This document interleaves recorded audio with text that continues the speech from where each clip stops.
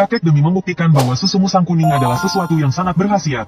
Setelah pergi ke Gunung Piasau, saya memaksa untuk mengambil esensi dari seekor betina Huang Daxian. Untuk digunakan sebagai tambahan nutrisi bagi ayah asteris agar dapat melanjutkan keturunan. Saya tidak menyangka setelah ayah meminumnya, dia benar-benar berubah menjadi orang yang bisa berhubungan 7 kali semalam. Dan akhirnya ibu saya hamilkan saya, namun tepat pada malam saya lahir. Sekelompok besar musang kuning menggigit mati semua ternak di desa. Setelah itu, saya tidak hanya sering sakit-sakitan dan terbaring di tempat tidur. Seluruh desa juga mengalami kemarau bertahun-tahun dan hasil pertanian tidak ada yang berhasil. Bahkan para janda yang mengumpulkan obat di gunung pun bisa pergi tanpa kembali. Warga desa yang marah akhirnya tidak tahan lagi dan datang ke rumah saya. Mereka memarahi saya sebagai bintang bencana dan ingin mengusir saya dari desa. Namun saat orang-orang ribut tak terkendali, 3 hal yang membuat semua orang terkejut terjadi. Ratusan mobil mewah terlihat menuju rumah saya dari pintu desa. Dalam sekejap, desa kami terkurung rapat. Alasannya sangat sederhana, karena sebagai ahli ramal yang telah menjabat selama 5 tahun, kakek Guizhou dari keluarga King Ma akhirnya memutuskan untuk keluar dari gunung dan meramal lagi. Pada saat itu, keluarga saya baru tahu, ternyata rumah saya adalah keluarga ahli ramal Ma Yi, dan kakek saya adalah keturunan generasi ke-16 dari King Ma Guizhou yang dulu terkenal di seluruh penjuru. Dia adalah ahli ramal terkenal di dunia. Pada hari itu, orang-orang yang datang mencari kakek untuk meramal sebagian besar adalah para tokoh besar di dunia politik dan bisnis, ahli Feng Shui terkenal, bahkan ada ahli Mei Hua, ahli pengobatan Qin Yi, bahkan ada seorang ahli tanah dengan ular besar melilit tubuhnya, serta taipan terkaya dari ibu kota provinsi. Semua mereka datang karena ingin mendapatkan ramalan terakhir dari kakek. Lagi pula, kakek saya telah meramal sebanyak 3.964 kali seumur hidup tanpa pernah gagal. Namun, setelah ia menutup ramalannya, untuk meramal lagi berarti akan mengurangi umur. Siapapun yang mendapatkan ramalan ini juga akan terkesan oleh nasib buruk kakek yang berkurang. Itulah sebabnya mereka semua berusaha keras untuk merebutnya. Syarat kakek sangat sederhana, yaitu mereka harus membawa seorang bayi perempuan yang seumuran dengan saya. Kakek akan memilih salah satu dari mereka untuk dijodohkan dengan saya. Dan ramalan terakhir kakek ini juga akan diberikan kepada keluarga ini. Namun, yang mendapatkan ramalan ini bukanlah orang dalam dunia tersebut. Dia berasal dari keluarga Ye di kota Xijiang. Keluarga yang cukup makmur, bernama Ye Qingsan. Awalnya, dia hanya datang untuk melihat keramaian dan menjadi penonton biasa. Namun, dia tak menyangka malah terpilih oleh kakek. Setelah mendapatkan ramalan dari kakek, Ye Qingsan menikahkan putrinya yang lebih muda 3 bulan dariku dan menjodohkannya dengan saya. Sejak itu, saya memiliki seorang istri secara resmi. Namanya sangat indah, Ye Hongyu. Ye Qingsan sudah sepakat dengan kakek saya, bahwa saya baru bisa bertemu dengan dia ketika saya berusia 21 tahun. Pada hari ulang tahun saya yang ke-21, dan saya akan dibawa untuk menjadi menantu di keluarga Ye. Setelah kepergian Ye Qingsan, peristiwa besar yang menghebohkan dunia ini pun berakhir.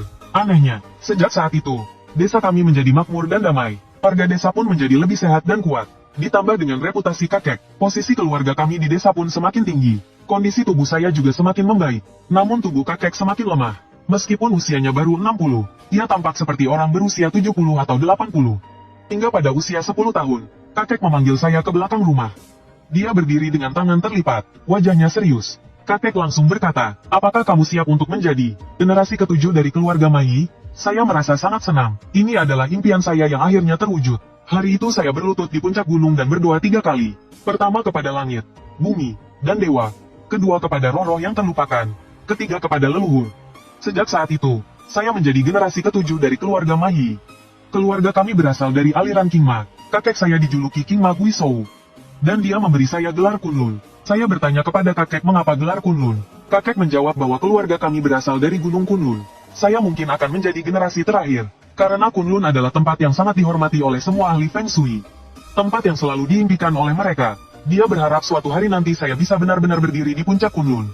Dan mungkin pada saat itu saya akan memiliki kekuatan untuk mengubah nasib para ahli Feng Shui. Sejak saat itu, saya belajar ilmu Feng Shui dengan sangat cepat. Kakek sering menguji bakat saya, bahkan dia mengajarkan saya Huan Longjing yang dia kuasai pada usia 35. Namun saya sudah menguasai teknik mencari naga dan meraba urat pada usia 14 tahun. Namun, akibatnya saya menjadi seseorang yang sangat pemalu dan tidak punya teman. Hal itu sudah menjadi kebiasaan saya. Namun yang paling sulit saya terima adalah, kakek melarang saya meramal sebelum usia 21. Dia mengatakan jika saya melanggar, saya akan merusak semuanya. Hal itu membuat saya merasa tertekan karena memiliki kemampuan tapi tidak bisa menggunakannya. Perasaan tidak berdaya dan frustasi itu sangat menyiksa saya, karena saya pernah melihat dengan jelas bahwa lampu matahari di pundak Zhang Sanye berkilau redup. Itu adalah tanda buruk. Kemungkinan hidupnya tak lama lagi. Benar saja, beberapa hari kemudian dia meninggal, tertabrak oleh sapi saat sedang bekerja di ladang. Suatu kali saya menyadari bahwa gadis yang saya sukai, Liu Ruyan, wajahnya memancarkan cahaya hijau. Di sudut bibir kanannya, ada titik merah kecil. Ini adalah tanda nasib buruk, terjerat dalam godaan. Benar saja, keesokan harinya, di jalan pulang sekolah, dia diseret. Dua orang bodoh dari desa menyeretnya ke ladang jagung. Hari itu saya benar-benar merasakan penderitaan yang luar biasa. Perasaan bersalah membuat saya merasa seolah-olah saya yang bersalah. Saya tidak berani menemui Liu Ruyan, hanya mengintip diam-diam. Ketika saya melihat lampu surya di bahu kanannya berkedip-kedip, seperti ditiup angin ke lehernya, saya tahu dia tidak bisa menahan penghinaan dan ingin bunuh diri. Saya benar-benar tidak tahan lagi dan diam-diam menemui ayah Liu Ruyan. Meminta dia untuk menjaga putrinya dengan baik. Sebaiknya ikat dia dengan tali. Karena gadis kecil itu tidak bisa menahan stres, saya khawatir dia akan bunuh diri. Kemudian Liu Ruyan diselamatkan. Namun saya justru jatuh sakit parah karena itu. Sejak saat itu saya terbaring di tempat tidur. Sakit kepala, demam, muntah, diare. Akhirnya saya pingsan selama 3 hari. Setelah saya sadar, saya menerima kabar buruk yang sangat mengejutkan. Kakek saya meninggal. Saat itu saya baru berusia 18 tahun. Menurut cerita ibu saya, keesokan harinya setelah saya sakit, kakek saya pergi seorang diri ke kuburan di belakang gunung. Dia memilih tempat dengan feng shui yang paling buruk. Kemudian dia menggali lubang dan mengubur dirinya sendiri hidup-hidup. Tanpa peti mati, tidak ada yang tahu bagaimana kakek saya mengubur dirinya sendiri. Kalau bukan karena ibu saya yang mendapat mimpi. Bahkan saya mungkin tidak pernah tahu bahwa kakek saya sudah meninggal. Pada hari itu, saya berlutut di depan peti mati kakek saya dan tidak bisa bangun.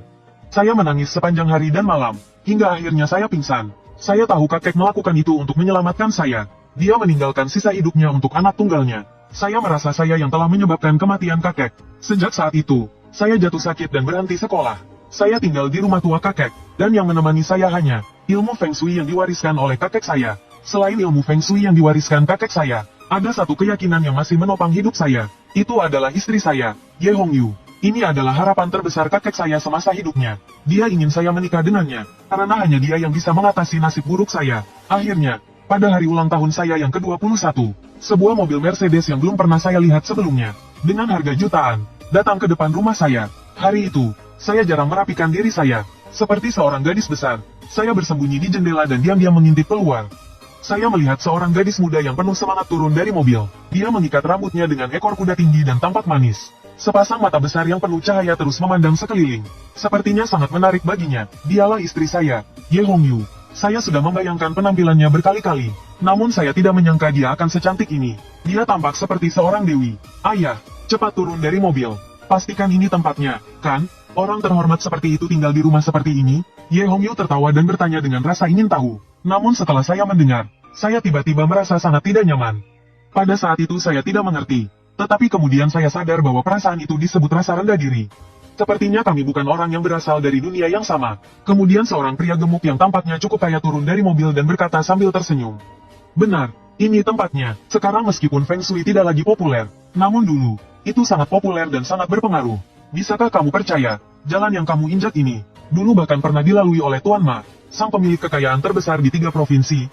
Gadis itu mengeluarkan lidahnya yang lucu dan tampak tak percaya. Dan pria parubaya ini adalah Ye Qingsan, yang dulunya menerima ramalan terakhir dari kakek saya. Sekarang dia telah menjadi pemilik kekayaan terbesar di kota Xiangjiang. Saya secara otomatis menilai wajah Ye Qingsan. Hidungnya tidak tinggi atau lebar, malah sangat tajam dan tipis. Ini adalah bagian dari wajah yang mengatur kekayaan seseorang. Biasanya, orang dengan hidung seperti ini sulit untuk menjadi kaya atau sukses. Bahkan hanya menjadi kaya kecil pun sulit. Namun, bagian ujung alisnya jelas telah menjalani operasi.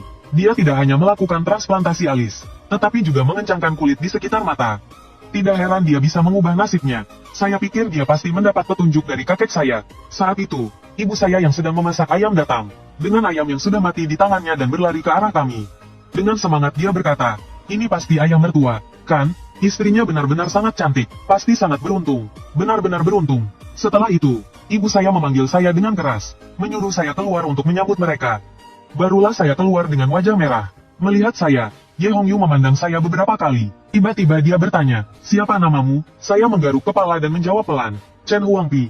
Itu nama yang diberikan kakek saya. Mendengar nama saya, dia tertawa terbahak-bahak. Katanya kakekmu adalah seorang ahli Feng Shui. Apakah kamu bisa membaca wajah juga? Ye Hongyu tertawa dan bertanya pada saya. Kemudian saya mengangguk. Kalau begitu, coba lihat apakah kita berdua bisa menikah. Ye Hongyu menyengir manis dan bertanya lagi. Saya dengan serius menggelengkan kepala. Jangan sembarangan, kita belum resmi menikah. Saya berbicara dengan serius. Kakek saya pernah bilang, Saya baru bisa membaca nasib orang setelah usia 21. Tapi untuk keluarga Ye, tidak bisa. Saya harus menikah denganmu secara sah terlebih dahulu baru bisa membaca nasib keluarga Ye. Jika tidak, akan mendatangkan bencana. Saya pernah bersumpah di kuburan kakek, tidak akan pernah melanggar perintahnya seumur hidup saya. Haha, baiklah. Meskipun kamu bisa, saya tetap tidak percaya. Di kota besar seperti ini, Feng Shui sudah tidak populer lagi. Kamu ini masih percaya tahayul? Ye Hongyu tertawa sambil berkata, saya tidak ingin berdebat dengannya. Namun dalam hati saya merasa, kunjungan mereka berdua ke sini hari ini pasti tidak sesederhana itu. Kemudian kami makan masakan rumahan yang dibuat ibu saya. Di meja makan, saya diam saja. Ye Hongyu malah seperti peri kecil, terus bercerita tentang betapa menakjubkannya dunia luar. Dia juga menyarankan saya untuk lebih banyak berjalan-jalan. Setelah makan, tiba-tiba Ye King-san berbicara pada ibu saya, saudara perempuan, lihat, Ayah Chen sudah meninggal cukup lama. Dulu anak perempuan saya pernah dijodohkan dengan anak laki-laki Anda. Tapi sekarang, zaman sudah berubah, mendukung pernikahan bebas. Bagaimana kalau kita batalkan saja pertunangan ini? Mendengar itu, wajah ibu saya langsung pucat, tangannya kebingungan. Saya langsung berdiri dengan cepat. Tidak, saya berkata dengan tegas, meski saya sangat menyukai penampilan Ye Hongyu. Saya bukan orang yang tidak tahu malu. Jika dia tidak menyukai saya tidak akan memaksakan diri. Tapi ini adalah takdir yang telah disusun oleh kakek saya. Saya tidak bisa menghancurkan takdir kakek. Ye Hongyu jelas tidak berpikir demikian. Dia mengira saya ingin menempel padanya dan buru-buru berkata, Huang Pige, kamu hanya kurang pendidikan. Pikiranmu terlalu kuno. Saya baru saja lulus dari universitas. Tapi kakekmu bilang kita harus langsung menikah setelah bertemu. Kamu bahkan tidak lulus SMA, tidak berpendidikan. Kamu tidak mengerti apa-apa, itu sangat sulit untuk kita cocok. Saya tidak merendahkanmu, tapi kita benar-benar tidak memiliki kecocokan. Kami tidak cocok, nada suaranya tidak terlalu kasar. Bahkan dia berusaha menjaga perasaan saya. Namun, setelah mendengarnya, hati saya terasa sakit. Meskipun saya tidak menyelesaikan SMA, saya belajar banyak pengetahuan dari kakek. Saya bisa berkata saya lebih berbakat daripada Ye Hongyu. Tapi saya tidak bisa mengungkapkannya. Pada saat itu, suasana di meja makan sangat canggung. Lalu Ye King-san berdiri. Dia menaruh sebuah koper di meja dan berkata dengan lembut, memang saya pernah memenuhi permintaan almarhum. Meski saya tidak tahu apakah kesuksesan saya ada hubungannya dengan dia. Tapi saya, Ye King-san, bukan orang yang tidak tahu berterima kasih. Di sini ada 1 juta uang tunai. Anggap saja ini sebagai kompensasi karena kami membatalkan pertunangan. Ibu saya, yang memang seorang ibu rumah tangga desa, langsung terkejut mendengar jumlah 1 juta. Sementara saya tidak tertarik dengan uang tersebut. Namun, seperti yang dipesankan kakek, jangan memaksakan hal yang tidak bisa dipaksakan. Dan juga sifat keras kepala saya membuat saya terpaksa. Saya dengan pelan berkata, baiklah. Kemudian Ye King-san tersenyum puas. Dia lalu mengeluarkan surat perjanjian pembatalan pertunangan untuk saya tanda tangani. Saya memegang pena dan dengan serius bertanya padanya, Pak Ye, mungkin kalian tidak percaya dengan Feng Shui atau tahayul. Tapi saya tetap ingin mengingatkan kalian bahwa kakek saya bukan orang sembarangan. Apakah kalian tidak berpikir jika apa yang sudah dia tentukan ini dihancurkan? Mungkin akan ada konsekuensinya? Ye King-san tidak merasa khawatir dan berkata, tidak masalah. Saya datang untuk membatalkan pertunangan. Apa yang perlu saya takutkan? Huang Pi, tenang saja, kalaupun ada masalah, itu urusan keluarga Ye, bukan urusanmu. Akhirnya, saya hanya bisa tanda tangan dengan enggan. Setelah saya menandatangani, saya jelas melihat, ada semburan energi hitam di dahi Ye King-san. Itu adalah pertanda buruk, namun saya tidak bisa mengatakan apa-apa, karena saya tidak ingin melanggar aturan kakek. Tak lama kemudian, keluarga Ye pun pergi. Sebelum pergi, Ye Hongyu bahkan memberi saya kontaknya, meminta saya datang untuk bertemu jika ada waktu. Dia bilang ingin menunjukkan dunia kepadaku. Setelah itu, saya diam-diam mengikuti mereka. Saat mobil mereka hampir keluar dari pintu desa, saya tiba-tiba melihat seekor musang besar, berwarna kuning tua merangkak di bawah mobil mereka. Musang itu berbaring di bawah mobil, dengan mata yang sangat aneh, terus menatap saya. Ini bukan musang biasa, tapi musang berwarna hampir hijau, benar-benar musang kuno. Melihat kejadian ini, saya merasa buruk. Hui Huang Bai Liu Hui, keluarga Ye mungkin akan mengalami masalah besar. Hui Huang Bai Liu Hui adalah 5 makhluk dari desa yang dikenal sebagai Xian 5. Mereka masing-masing merujuk pada rubah, musang, landak, ular, dan tikus. Di antara mereka, Huang Xian, musang kuning, adalah yang paling misterius. Jika seseorang terjangkit makhluk ini, bukan hanya orang yang mencari balas dendam. Bahkan yang datang untuk membalas budi pun seringkali akan menimbulkan keributan yang tak berujung. Saya sangat khawatir tentang keluarga Ye dan Ye Hongyu. Meskipun hari ini dia memutuskan pertunangan kami, saya tidak membencinya. Dia hanya seorang gadis polos yang penuh ambisi. Polos sampai-sampai dia merasa saya bukan orang yang tepat untuknya. Namun saya tidak bisa berbuat apa-apa, hanya bisa melihat mereka pergi. Saya pulang dengan perasaan tertekan, hampir hancur. Kepercayaan yang sudah saya pegang selama 10 tahun runtuh begitu saja. Saya merasa bingung dan tidak bisa menerima kenyataan. Saya mengambil sejumlah uang tembaga dan pergi ke makam kakek saya. Saya memutuskan untuk meminta petunjuk dari kakek saya dengan meramal untuk diri saya sendiri. Sebelumnya saya belum pernah meramal untuk diri saya sendiri, jadi kali ini saya menggunakan ramalan tradisional dari Kitab Perubahan, Yijing, dengan 64 batang ramalan. Bagi saya yang baru memulai meramal, yang paling sederhana sebenarnya juga yang paling akurat. Saya duduk tenang, angin sepoi-sepoi, dan mulai melemparkan uang tembaga untuk meramal. Ketika saya melihat simbol utama ramalan, saya merasa sangat terkejut. Bahkan saya sempat ragu apakah ini ramalan saya yang sebenarnya. Ini adalah ramalan yang sangat buruk. Ramalan Gui Mei. Ramalan yang sangat buruk. Simbol ramalan menunjukkan, Thunder and Lake Gui Mei. Pernikahan ditimpa petaka. Petir datang saat berada di danau. Seperti api dan air yang bertentangan. Masa depan berbahaya. Tidak ada keuntungan. Segera berhenti dan jangan ragu. Melihat simbol ramalan, rasanya memang mirip dengan apa yang saya alami. Namun ramalan Gui Mei ini adalah ramalan dengan simbol gempa di atas dan air di bawah, menunjukkan seorang wanita mengejar pria. Itu lebih cocok untuk wanita yang mengejar pria, tapi situasi saya berbeda. Saya tidak takut dengan ramalan ini. Saya lanjutkan untuk menganalisis. Karena dalam ramalan utama ini ada dua ramalan perubahan. Ramalan perubahan pertama adalah Thunder and Water, dengan simbol gempa di atas dan danau di bawah. Ini adalah ramalan yang cukup baik. Artinya saya tidak perlu terjebak dengan pernikahan saya sebelumnya. Pergilah ke arah barat daya. Itu akan membawa ketenangan dan peluang baru. Ramalan perubahan kedua adalah Water and Lake, simbol ramalan terbaik. Ini adalah ramalan yang sangat baik. Tidak ada larangan, ada arti untuk menaklukkan dan meraih keberhasilan. Namun dari ramalan ini saya harus melangkah dengan keyakinan untuk meraih ketenaran. Artinya saya harus tetap fokus pada tujuan saya, mulai dan selesai dengan baik, dan aktif menyelesaikan masalah yang ada. Melihat simbol ramalan yang sangat misterius ini, saya tidak bisa menahan senyum. Saya sudah membuat keputusan dalam hati saya. Jika ada ahli Feng Shui lain, mereka pasti akan merekomendasikan ramalan perubahan pertama. Pergi ke barat daya untuk mencari kedamaian dan hidup tanpa masalah. Tapi saya justru memilih untuk mengikuti ramalan perubahan kedua. Bukan untuk menjadi raja atau dewa, tapi untuk tidak mengecewakan kakek saya. Apa yang dia atur untuk saya harus ambil dengan tangan saya sendiri. Jika itu ingin pergi, saya akan merebutnya kembali. Saya memberi hormat 3 kali kepada kakek. Saya langsung pulang untuk mempersiapkan barang-barang. Pergi ke kota barat untuk mencari Ye Hongyu. Baru saja saya mengemas alat dan pakaian ritual. Tiba-tiba ibu saya datang dengan penuh semangat. Huang Pi, kamu lagi ngapain? Kenapa lagi beres-beres? Jangan bilang kamu mau kabur dari rumah. Huang Pi, lihat siapa yang datang. Saya bingung dan menoleh ke ruang tamu. Saya melihat ada 3 gadis muda berdiri di sana. Saya tahu gadis ini bernama Song Miao Miao. Dia adalah putri dari keluarga kaya di desa sebelah.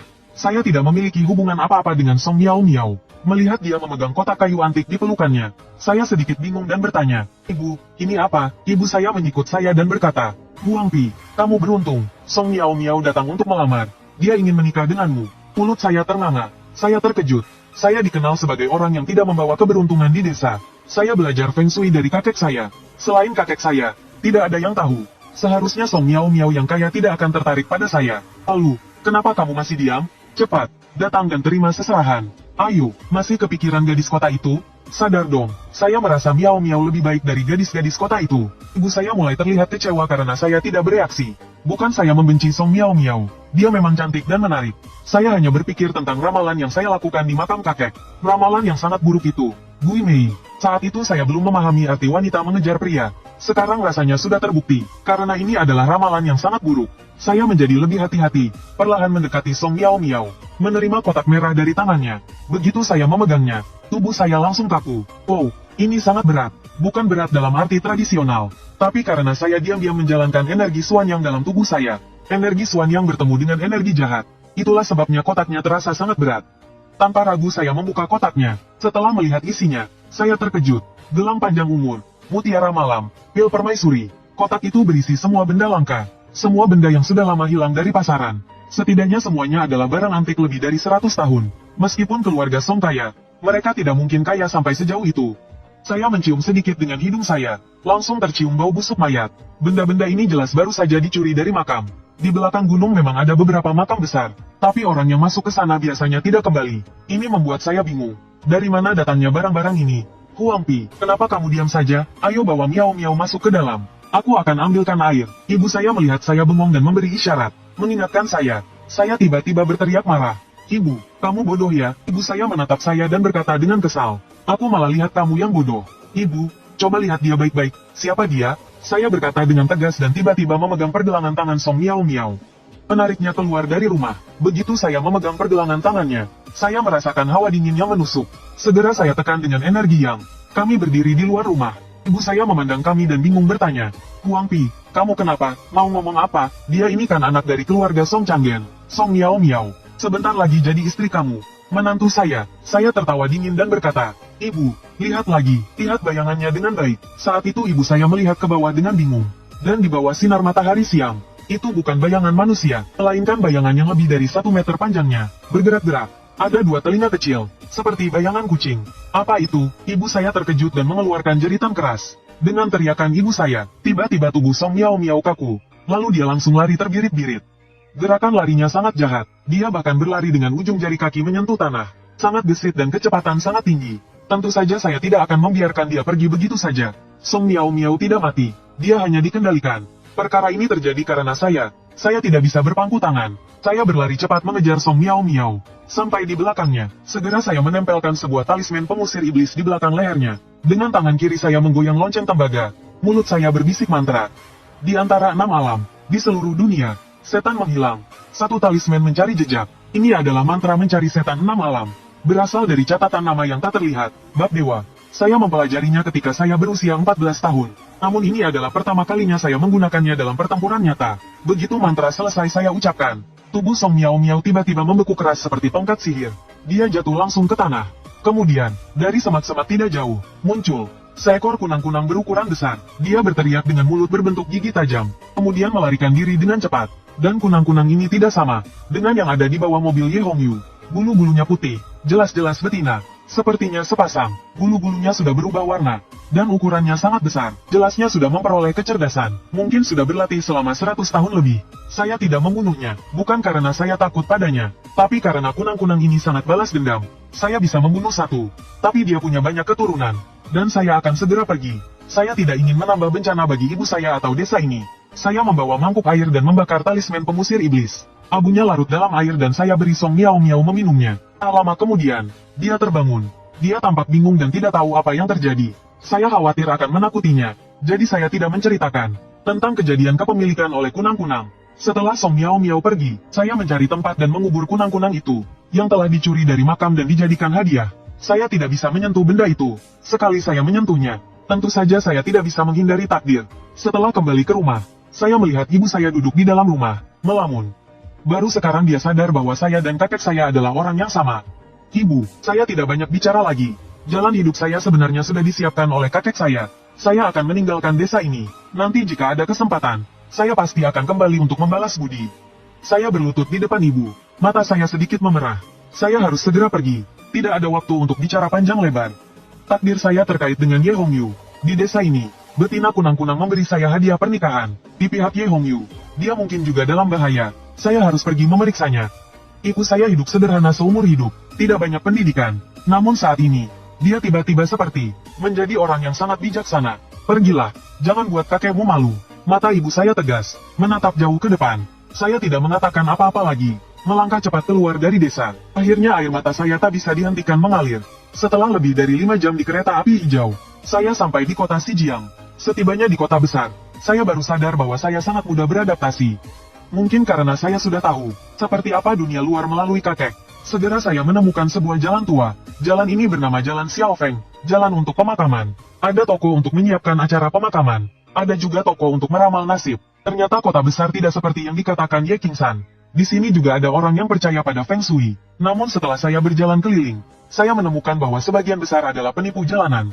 Di kedalaman Jalan Xiaofeng, ada toko yang sedang dijual. Saya menghubungi pemiliknya dan menyewa toko tersebut. Pagi pula saya harus mencari tempat tinggal terlebih dahulu. Saya menghabiskan lebih dari 100.000. Saat berangkat, saya membawa 100.000.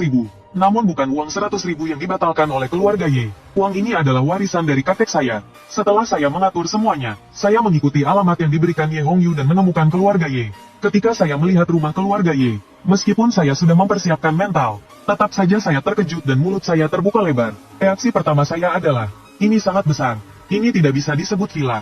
Ini hampir seperti sebuah perkebunan. Setelah saya memeriksa lingkungan sekitar dengan seksama, saya hanya bisa menggelengkan kepala. Saya tertipu. Ye Qingsan telah berbohong kepada saya. Dia tidak mungkin tidak percaya pada Feng Shui. Karena jika bukan karena Feng Shui yang kuat, dia tidak mungkin membangun rumah di sini. Kebun ini dibangun di kaki gunung. Di belakangnya ada Gunung Qinglong yang megah. Gunung Qinglong sangat terkenal di dunia Feng Shui. Dikatakan bahwa pada zaman dinasti Song, di sini pernah terjadi fenomena Qinglong menarik galah. Saat itu, Grandmaster Zhang Zhaoran berpendapat, ini adalah tempat Feng Shui yang sangat baik, memiliki energi naga. Setelah meninggal, dia memilih tempat ini untuk makamnya, dengan harapan keturunannya akan melahirkan seorang raja. Namun hasilnya tidak memuaskan. Pada generasi cucunya, mereka justru terjerat masalah besar, seluruh keluarga dibantai. Dikatakan bahwa itu karena mereka tidak bisa mengendalikan kekuatan naga di sini.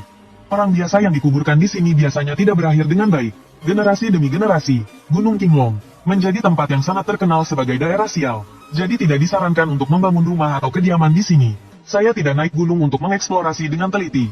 Namun saya melakukan pencarian singkat di kaki gunung. Dan saya dapat memastikan bahwa tempat ini memang tidak cocok untuk membangun rumah.